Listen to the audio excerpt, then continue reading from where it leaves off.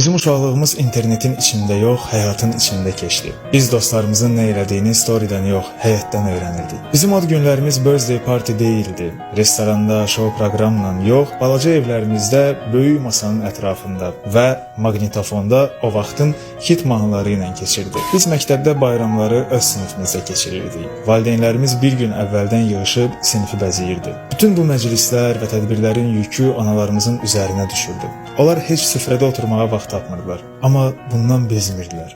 Və bütün bunlar bizə çox adi gəlirdi. Çünki hər şeydə sevgi var idi. Biz hələ insanların bir-birinə xəbərsiz gedib gəldiyi vaxtları gördük. Qonşuluğun doğma olduğu vaxtları gördük. Hamının bir-birini tanıdığı həyətləri gördük. Biz o vaxt fərqində değildik ki, əslində çox xüsusi dövrdə böyüyürük. Biz keçid dövrünün uşaqları idik. Bir tərəfdə köhnə dünyanın sadəliyi var idi, bir tərəfdə isə yeni həyat başlayırdı. Biz həm küçədə oynadıq, həm kompüter klubuna getdik. Biz həm məktub yazdıq, həm də ilk SMS-lərin həyəcanını yaşadıq.